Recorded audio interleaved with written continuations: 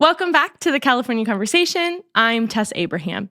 Now, if you thought that California politics couldn't get any more ridiculous than it already is, then boy, do I have a story for you. Because today we are taking a break from all of our ballot propositions, and instead we are heading to a tiny little town in the San Joaquin Valley called Avenal. Now, this is a story that I could not make up, and one that I think you need to know about. So today we're getting into the entire saga, the fight over a fire department, transparency allegations, a recall election, and how Avenal has ended up basically having two governments that oppose one another. But as ridiculous as this story is, I believe there are a few very important lessons underlying it that are important for us to be aware of. But before we get started, make sure to like this video, subscribe to this channel if you haven't already, and ring that notification bell so that you stay up to date on all things California politics. And if you want more information or you want sources cited in compiling today's episode, you should check out the corresponding article on my website, which is linked below.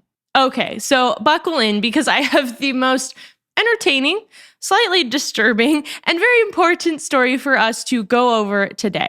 So let's just set the scene. We have to start all the way back from the beginning. So where is Avenal? Where is this city that we are talking about? Avenal is a small city in Kings County, California. It's located halfway between LA and San Francisco. And so I actually grew up closer to the Bay Area, and we would drive through cities like these, at least on the 5, when getting from LA, where I went to school, back to my hometown. So if you have driven on the 5, then you know that there are a lot of small little towns in there, and Avenal is one of them. Now, when I say it's tiny, I mean it's tiny because its population is about 14,000 people. So that is very small, especially for someone coming from Los Angeles. It also is dubbed itself the pistachio capital of the world. So it is a small rural agricultural farming town. And in addition to that, part of its economy is really dependent on Avenal State Prison. This is a prison I've talked about or mentioned it briefly in other episodes about other stories that we've covered. And that actually makes up roughly a quarter of its population. So 25% or a little over that of its 14,000 people are in prison. So that just gives you an idea of kind of the setting that we're working with. And when you realize that of how small this city really is, that's important to understand that its tax base is very limited. It's not a wealthy city. It doesn't have a large population. And so it is going to struggle or need to get more funding for certain programs. And so that leads us into where this entire saga begins, which is with its fire department. Given that it is such a small city, its fire services historically have been provided by the county. So Kings County would provide the fire services and Avenal would pay them an annual fee. Now, this is going back to like 2012 or even earlier that they have a contract with the county and the county provides those services. And because they are not the most wealthy city, because they are so small, the county historically has also given them a discount. They've paid a subsidized cost. And so they've been paying roughly $450,000 per year to receive those fire protection services. But in 2025, the county came to Avenal and said they needed to increase the prices. They needed to revisit that amount that they were paying because the county was eating too many costs. And so they proposed that they were going to raise the cost for Avenal up to $1.1 million, which just is quite insane. That is an increase of around $650,000, 144%. And so that is definitely no small thing. And city officials were rightly a little bit upset about this. They didn't understand how they were going to pay for this. And this obviously would trickle down to affect the residents of Avenal. It would be completely shocking to realize that you're going to have to pay over double, close to a double and a half of what you had been paying. And so Avenal tried to come up with solutions. What could they do in order to avoid this burden of having to now pay such an increased amount of money to the county? The solution that they settled on was we should just build our own fire department. If we have our own fire department, we're not relying on the county. We're not having to pay them for services, and this will be better for the long term. So Avenal formally introduced Ordinance 2025-03 on September 11th of last year as the first formal step toward establishing the Avenal Fire Department. Now, the thing to understand here is that starting a fire department doesn't just mean you're going to buy a couple of fire trucks and have a few guys out to be the firefighters and boom, voila, you're done. Especially in California, for all of us who live in this lovely state, we know that fires pose great risk. And one small spark can erupt into a crazy wildfire that's just out of control and that's burning down cities. And so when you live in such a small city and that's more in an isolated agricultural area where there's a lot more land around you, it's so important to make sure that you have proper fire protection services. And so for a city to introduce the idea of we're going to have our own fire department means that you have to build out basically an entire public safety organization because people are greatly depending on you. One thing goes wrong and you have to be there. So that means you need trained personnel, you need leadership over this, you need equipment, you need a fire station and facilities for the firefighters, you need communications and dispatch, someone who's going to pick up if you call 911, you need policies and procedures, you need training, you need emergency medical capabilities, fire prevention, administrative support, and agreements with neighboring agencies because you interact a lot with the county and with the state when it comes to things like fire for mutual aid. And so that is a lot of stuff that you have to build out. It is not a simple undertaking. Here's the problem. The original proposal for the fire department to be in Avenal, the city of Avenal, was going to be a volunteer fire department. Which is so crazy from the beginning that their idea was we will have an interim fire chief, we'll have a battalion chief, and the rest will just be volunteers who we will recruit and we will train, and then they will be on call and they will be rotating in.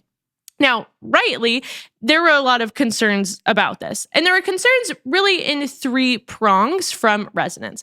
The first was actually the costs, because the cost to build this out was no small thing. It was estimated to be around $350,000 per year for the personnel, and that's in addition to the fact that you're going to have unpaid volunteers.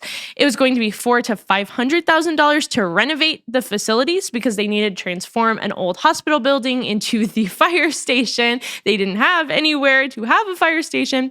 And then it was going to be another $300,000 to $400,000 to buy all of the equipment needed in order to get going. And so residents are saying you want to avoid this increase in expenditures from the county. So we are ending our contract with them, but we're actually going to pay a lot more for something that's not as guaranteed, for services that maybe are not going to be as good because they're not as built out and established. And so right off the bat, if they're trying to avoid the cost, they're not doing that. Now, they might argue that they'll do that in future years because they won't have all of these startup costs. But for this year specifically, the costs really are not going to be that much different. They're still incurring the cost. And then beyond that, beyond just the costs, because even if, again, they kind of peter out in future years, the question really was skill and ability. Are they going to be able to maintain the same level, the same expertise of fire protection as had been given them by the county, especially under this volunteer model? Are firefighters going to be trained adequately? Are they going to be ready and on call? If people are volunteers, are they actually going to take it seriously and are they going to show up? Or are things going to just fall apart? And so it doesn't feel as guaranteed. It doesn't feel as official or formal as the protection that they had been getting under the county. And then the last concern, which became the biggest concern, really was around transparency, because city council members decided that this was the direction they wanted to move in before they had the plan fully fleshed out. And so they decided, okay, we don't want to pay you $1.1 million, county, so we're going to pull out, we're going to do it ourselves. But we don't really have any idea of how we're going to do that. We don't have the funding to be able to do that yet. And we're going to do all of this without any input from the actual taxpayers or the residents who live here. So residents wholeheartedly and loudly began to reject this plan. One resident, Ginger Wallace, said, quote, "They won't listen to what the community says. They're just too comfortable in what they're doing, thinking that this city is like their gym to play and have fun, and it's not. You have people's lives at stake here." And so that gives you a little bit of a glimpse into what residents were feeling, frustrated to say, these are our lives, these are our homes, this is important, these are life-threatening emergencies that could arise. And so it isn't a small thing to decide that we are just going to break away from the structure that we have had for decades in place. It might not be great to have to pay them significantly more fees. That was option one, and I think anyone would be upset at that. But then when you start to look at option 2, which is building out its own infrastructure immediately, not slowly over time, but immediately because they're going to pull out of county fire services, suddenly there's a lot more things at stake here and there's a lot more concerns. And so at the end of the day, the people in Avenal were convinced that this was not the right move. And this is where the story gets crazier, because the people of Avenal actually decided to recall these officials because they thought that after this type of scenario, they just couldn't trust them. So at the heart of the concerns was really that transparency question. The fire department and trying to build out their own fire department really was just the spark that led to an entire erosion of public trust. And so there was a little bit happening behind the scenes that bolstered this recall election that was eventually called by residents of the city.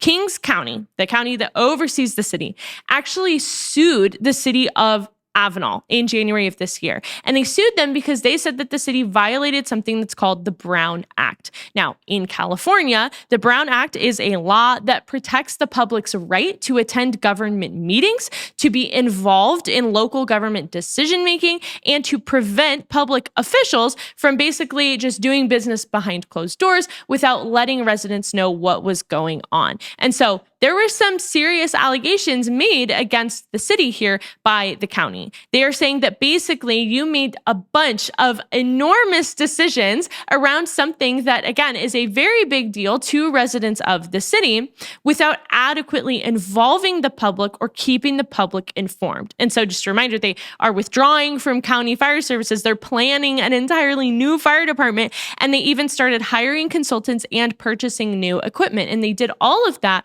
without involving the public to a degree that they say is adequate under the Brown Act. Now, just to clarify here, the public doesn't automatically get to vote on anything that a city council wants to do. So the argument being made by the county is not that they had to allow people to attend these meetings and then vote on if they wanted a fire department or not.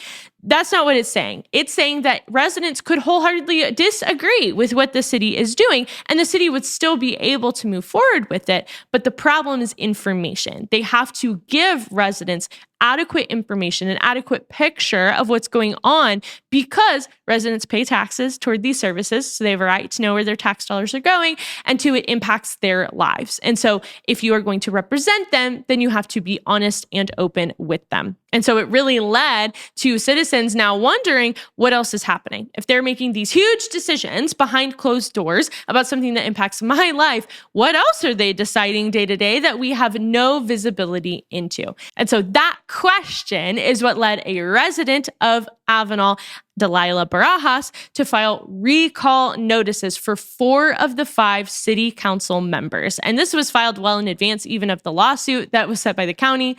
And it was actually all began in July of 2025. So it's been going on for over a year at this point. And she says, quote, "The fact that this administration believes that they don't have to give us proper information or the right information, it just makes it a lot harder for us to trust them." So in her writings and her speakings about why she kicked off this campaign to recall most of the council members, she said it was because of a lack of transparency, a lack of accountability, and just a desire for residents to make sure that their city is not misusing their funds. And this is a really big theme. We talk about this even in state politics and in California. This idea that we are owed as taxpayers an explanation of where the funds are going. Even if we disagree with where they're going, just the knowledge of knowing what is being funded so that we can make informed decisions in the future about who we want to vote into office, about what bills we want to pass if they are on the ballot, because we know what has already been funded and how effective it has or hasn't been. So this is a theme throughout all of politics, but now it is especially concentrated when it comes to local government politics because the people often know the people. I mean, this is such a small city of only a few thousand people, so they likely know their council members and they want to be represented by them. So they went through an entire process of setting up a recall election. Again, 4 of 5 council members were on the ballot to be recalled out of their positions. And the entire city seemed to agree with Delilah because on April 28th of 2026, they annihilated the city council. The recall election was a huge success for the people who wanted to recall them because over 75% of voters who turned out voted to remove 4 of those council members from office, which means that it left just 1 council member standing on city council to run the city of Avenal. So at this point, you might reasonably assume the story is over. After all, the voters have spoken, the leaders have been recalled, they're out, and so what else could really happen? And that would be the case, except for the fact that they refused to leave. And this is really where it moves more into sitcom territory. I mean, at every step of the way, things just keep happening. That made me feel like we need to even talk about and address this because this could seriously be an episode of a political drama. I cannot believe that this is real life. So the very same day that the recall election results were certified, so the day that basically says, okay, you've been recalled and you are out of office, the council members who were recalled met at City Hall and just conducted business as usual. They held a council meeting and just continued on in their jobs, which is just wild. Think about that. I mean, 3/4 of your city, 3 out of 4 voters basically said, we don't want you in office anymore. You are recalled. And then those results were actually certified. And you just show up, business as usual, like nothing's different, as if you had not just been called out of office. I don't understand what is happening. I don't know what they think is going to happen. So they keep meeting. And basically, this is where the crux of the argument is that they claim that the recall election results are invalid. And this is something that they fought through the course of the recall election. So Delilah introduced the idea of the recall. She filed the documents in order to recall these council members in July of 2025. But the election wasn't until April of 2026. And so between July and April, there were several attempts by the city to get the election basically halted legally to say that it was invalid. The argument that they're making is summed up really well by Avenal's city manager. So he put it this way. He said, quote, "The county keeps trying to find ways to usurp the city's authority, but that's not going to fly. The city never sanctioned or requested for this recall to happen." So the crux of their argument is that they needed city authorization in order to hold a municipal recall election, but the city didn't authorize that. Delilah filed through the county. And so they say that it's actually all invalid. And so if the election itself was invalid, then the results cannot be binding. So regardless of the fact that they were recalled, in their view, those results don't actually push them out of office. And so they're going to continue on conducting their business. What's interesting is that they had raised this argument through the course of the several months because they were trying to stop the election, and courts actually ruled on it. And so a 5th appellate district court denied the city's appeal to stop the recall election. They said that they could move forward with it, and that's why there was the election in April. So it's still ongoing. A final verdict hasn't been made about it, but an appellate court did say that they would be able to have the election. That's why they had it. And so they were recalled. And so it's all very confusing of, have they actually been recalled? Are the results binding? If not, what do they need to do? I don't understand fully what's going on.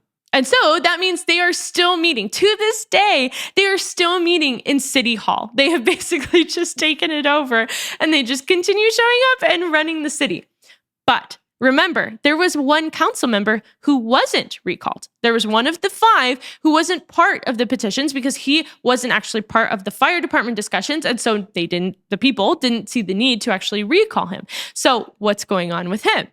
Wow, you'll never believe. He has started to hold his own meetings. So he can't meet in City Hall because the recalled council members are meeting there. He knows he can't just walk in there and hold his own meetings. So now he's holding city meetings where people are showing up to hear about the business of the city in an elementary school. In a cafeteria specifically. So there's all these people that are sitting on these like little tiny benches in an elementary school cafeteria as he calls to order and conducts the business of the city on his own, while his other council members who have been recalled, but we don't know if they technically actually legally were recalled or not, just continue meeting in their own space. So now there's two effective forms of government that are opposing each other in this city. And the best part of all of this is that Richard Verdugo, who is the one guy who's holding his own meetings, actually had a meeting where he called everyone to order. There were people present, and he introduced a motion to declare himself as the new mayor. And then, because he's the only guy in the room on city council, he seconded his own motion that he introduced and then passed it. And so he has elected himself as mayor of Avenal, while the other mayor still thinks he's the mayor. And now he is trying to fill the 4 other seats for his city council. And someone who's running for city council is Delilah Barajas, the very woman who introduced the idea of a recall, is now running for one of the seats to be on the city council with the newly appointed mayor who appointed himself, while the old mayor still thinks that he is the mayor. Is everyone okay in the Central Valley? I don't know what is going on in the Central Valley of California.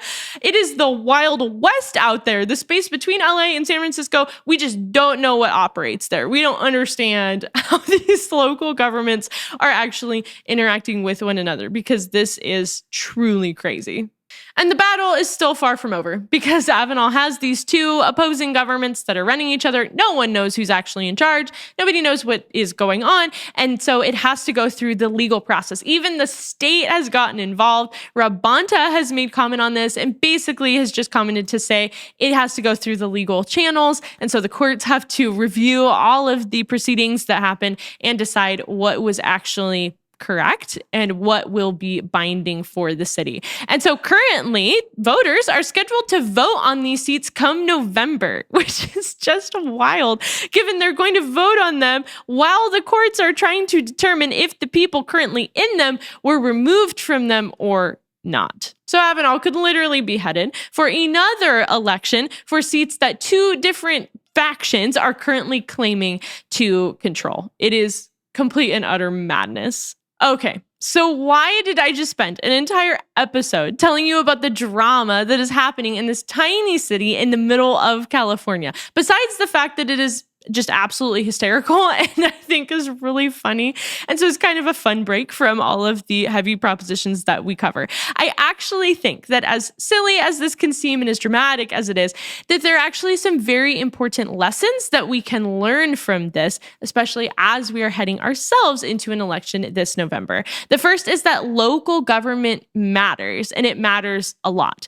It is so easy to focus on statewide politics. And that's what we talk about here on this show. We're covering all of the statewide propositions that are on the ballot. We talk about the candidates that are up for governor. And those things are super important. I would, of course, advocate that you care about those things and know who you're going to vote for in those ways. But really, a lot of your life is controlled by or directly impacted by the government who rules over the city or the county that you live in. And so city councils are the ones who are deciding how your specific tax dollars are spent in the area where you live. They decide how services like fire protection services are going to be provided. They decide what new programs to develop, if they want to have their own programs like their own fire department, or if they want to coordinate with other government agencies. They decide, again, if they're going to contract with the county, if they're going to contract with the state, what agencies they're going to work with. And they ultimately decide how transparent they are going to be with you as someone who lives there and who they are supposed to represent. And so local government is very important. These offices seem small. They seem inconsequential, but they matter. They are the people who make up the structure of the government that is over you. And so your city could be very different. If you live in a smaller, a more conservative city, your life could look a lot different than if you live in Los Angeles City proper. And so it matters. It matters who you elect. It matters what measures you pass. And so we have to pay attention to the small stuff, to the local government stuff. And then on top of that, we see from this story that local government requires trust. We need our government to be transparent with us. And we call for this at the state level. We say that we need more transparency in our state government, but it's really hard to move things on the state level. It's a lot easier to move them on the local government level. And so in a way, you may or may not agree. You may disagree with what the people in Avenal are doing, but you can see that it is coming from a heart of we want our leaders to be transparent with us, and they are holding their leaders accountable. And we should do the same. Doesn't mean we have to recall everybody who is over us in our city, but it means that we should pay attention enough to know if our leaders are being transparent with us or not. And we should also push for greater trust in our government officials, because they aren't just government workers. They aren't just people who should have a job and a salary. They're people who should represent your interests. And if they're not doing that, then they shouldn't be able to hold office. And lastly, this is a really good reminder. I think it's a very necessary reminder right now while it's still early on in advance of the November election. Because again, there's going to be statewide propositions. There's going to be state candidates for so many offices that you are voting on. And we're preparing for that here on this show over several weeks and months. But your ballot is going to look different depending on where you live. And so each city or county can have its own specific city council races, county races, school board races, local bonds, special taxes, specific measures. And even in the primary, there was specific measures for my certain county that I got to vote on. And so I want to remind you, we cannot think that the small stuff doesn't matter. The small stuff is so important. It is what determines if your sales tax is higher, because we have ridiculous sales tax in Los Angeles County. It determines who is going to be on your city council and if they're going to be someone who's really going to represent you. All of that stuff matters. So while you are preparing to know who you're going to vote for governor, which is so important, also take the time to look into the local things that I can't possibly address all of them, because I can't address all of the counties across California on this show. There's going to be races that you need to know about that really are consequential. They're not throwaways. They're not just names that you should look at and think, I don't know who these people are, whatever, I don't really care. These are make or break races that are going to change potentially how life is in the place that you specifically live. So if Avenal is going to teach us anything, let it be that you want to know who is sitting on your local city council before they either refuse to leave office, even though they've been recalled out of office, or before they start holding their own meetings in your local elementary school cafeteria. Thank you so much for joining me here today. I hope it was helpful for you as you navigate life in our state, and that you learned something new and even were slightly entertained. If you love this show, please spread the word with your friends, family, and fellow Californians. And I'll see you back here next week for another episode of the California Conversation.